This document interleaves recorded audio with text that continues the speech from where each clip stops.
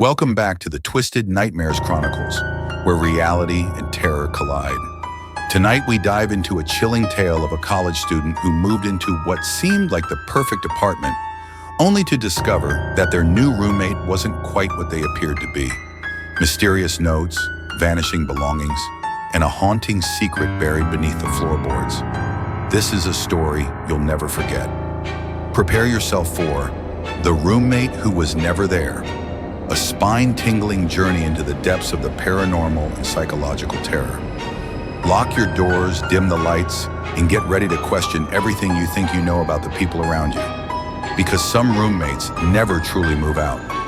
My name is Delisha, and I have a story for you that won't believe, but I'm going to tell you anyway. So with that being said, let's begin. I couldn't believe my luck when I snagged a cheap apartment.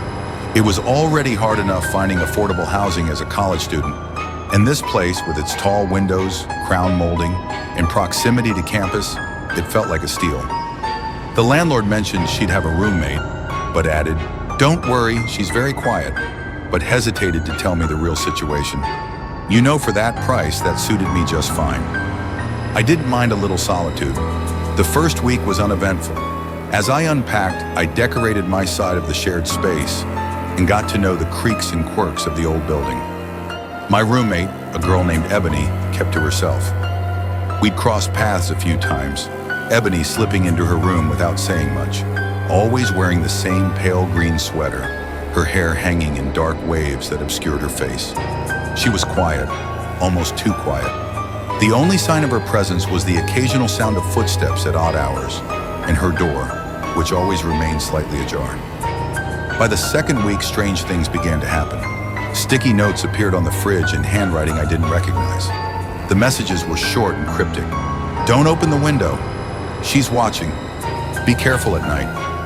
At first, I assumed Ebony was just odd or overly cautious, but something about the notes made me feel uneasy. My personal belongings began to disappear.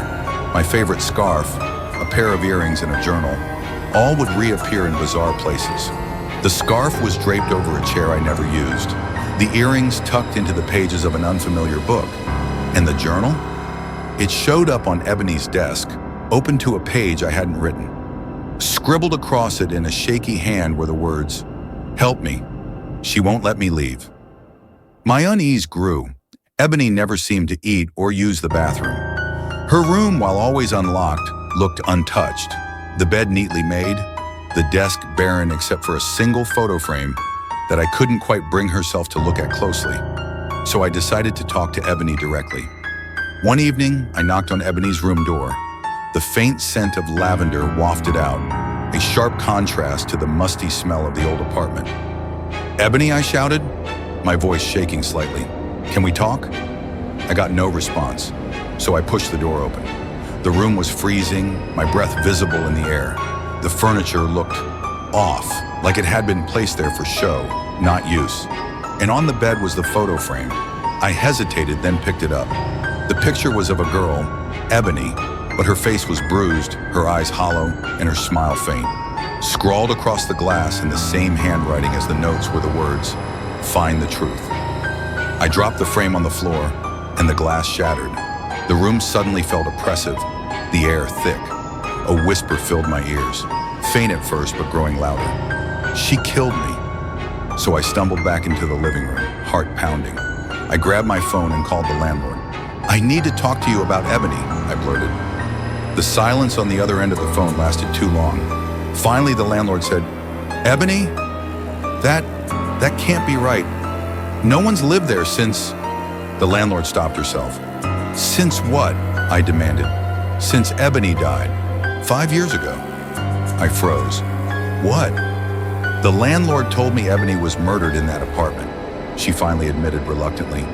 "It was a break-in," she said. "The case was never solved." The line went dead. My phone buzzed. It's an incoming text. It was from my own number. The message read, "Look under the floorboards." Terrified but compelled, I moved the coffee table aside and pried up a loose plank with a kitchen knife. Beneath it, I found a diary, Ebony's diary. Its pages chronicled weeks of fear and paranoia. Ebony had written about a woman, a friend she'd met shortly after moving in. The woman had been charming at first, but quickly became possessive and unhinged. Ebony had written, "I think she wants to hurt me. I think she's been in my room at night." The final entry read, "If I disappear, it's her. Don't let her get away with it." I barely had time to process the revelation before the room went dark. The temperature plummeted and a shadow materialized in the corner. It wasn't Ebony. This figure was taller, her features sharp and angular, her eyes glowing faintly red. "You should have left it alone," the figure hissed. I slowly backed away, clutching the diary. "What do you want?" I shouted. The figure smiled, revealing jagged, unnatural teeth. "I want her to stay, and now, so will you." The shadow lunged at me and I screamed. When the neighbors called the police after hearing the commotion, they found the apartment empty. I wasn't there. I disappeared. The only trace of me was a single sticky note on the fridge. "I still here." The landlord later sealed the apartment, calling it unlivable. But the tenants in the units nearby swear they still hear faint footsteps and see sticky notes appearing on their windows. And late at night, some claim to hear a voice whispering, "Help me. Don't let her take you too." And that concludes tonight's horrifying tale of the roommate who was never there. But tell me, would you have stayed in that apartment knowing the truth? Or would you have left the moment the first strange note appeared? Let this be a reminder. Some secrets refuse to stay buried, and some spirits won't rest until their stories are told. If you enjoyed this chilling journey, don't forget to like, share, and subscribe to the Twisted Nightmares Chronicles for more tales that will keep you questioning the shadows around you. Until next time, sleep tight, and remember, not every creak in the night is just the wind. It might be that roommate that's living with you,